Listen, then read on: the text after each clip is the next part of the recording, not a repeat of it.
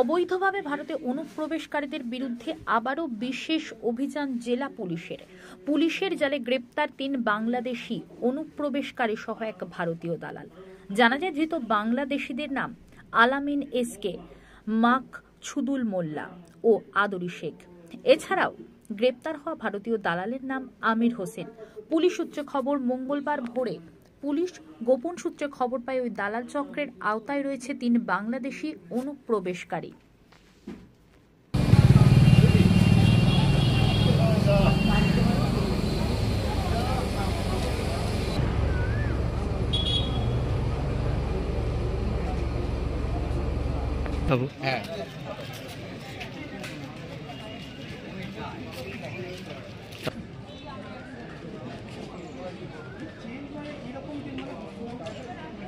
দাঁড়া, এটা নিয়ে নি।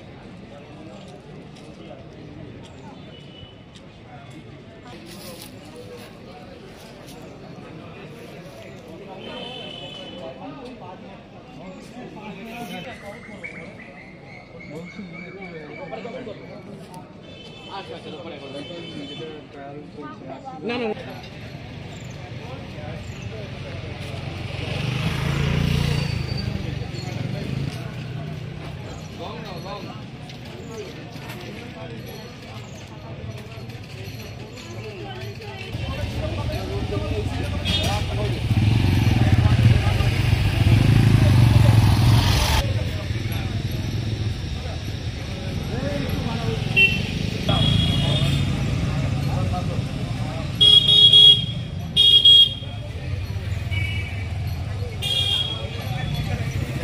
এত নিরাপত্তা সত্ত্বেও বাংলাদেশ থেকে তো অনুপ্রবেশ হচ্ছে, কি বলবেন এই ব্যাপারটাকে নিয়ে?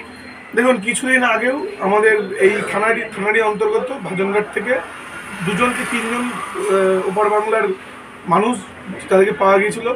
আমাদের থানা এদেরকে ধরেছিল। তা দেখতে হবে যে এই যে সেন্ট্রাল যে ফোর্স হচ্ছে বিএসএফ, এরা বর্ডার পাহারা দেয়, এরা বর্ডারের নিরাপত্তা দেয়। এত নিরাপত্তা সত্ত্বেও কীভাবে ওপার থেকে লোক এখানে চলে আসছে? আর এর দায় বারংবার বিজেপি নেতা সহ যারা কেন্দ্রের লোক আছে রাজ্য সরকারকে দিচ্ছে। রাজ্য পুলিশ তো বারবার এদেরকে গ্রেপ্তার করছে। এর দায় বিএসএফকে নিতে হবে। বিএসএফ জড়িত না থাকলে ওপার থেকে কেউ ওপার আসতে পারে না। তাহলে এই যে আপনার মালদা মুর্শিদাবাদে এই এত ভয়ঙ্কর ঘটনা ওয়াকআপ কেলেঙ্কারিকে, তো এটা কি মনে করছেন? এটা একটা হঠাৎ একটা মানে যেটা আমরা আশা করি না সেরকম ঘটনাও ঘটেছে। পাশাপাশিভাবে এটাও দেখতে হবে যে বিআরইউপির প্রচুর যুবককে কিন্তু আলিপুরদুয়ার, মালদা বা মুর্শিদাবাদে ধরা গিয়েছে, যারা ওখানে টুপি পরে ঘুরে বেড়াচ্ছে। এটা একটা উদ্দেশ্য প্রণোদিত শান্ত বাংলাকে অশান্ত করার একটা চেষ্টা চলছে। বলছি বাংলাদেশ থেকে তো এই যখন সাধারণ মানুষ ঢুকছে তখন তো জঙ্গিরাও ঢুকে এই সব গণ্ডগোলগুলো করে যেতে পারে। অবশ্যই করে যেতে পারে। এখানে বর্ডার সিকিউরিটি ফোর্স তো বারবার যে ব্যর্থ, এ তো আমরা দেখেছি। আমাদের এই থানার অন্তর্গত 2-3 বার বাংলাদেশি মানুষ ধরা পড়েছে।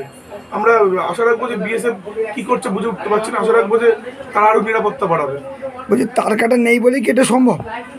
তার কাটা তো 90% জায়গায় তার কাটা আছে। আর যেটুকু জায়গায় তার কাটা নেই সেটুকু জায়গায় বিএসএফকে নজরদারি বাড়াতে হবে আরও।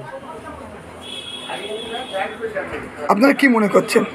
আমরা মনে করছি যে আরও নিরাপত্তা বাড়বে এবং আমাদের যে পরিস্থিতি তৈরি হয়েছিল, আমাদের রাজ্য প্রশাসন সহ সেখানে সেন্ট্রাল বাহিনী রয়েছে, সেই জায়গায় খুব তাড়াতাড়ি শান্ত স্বাভাবিক পরিবেশে ফিরবে।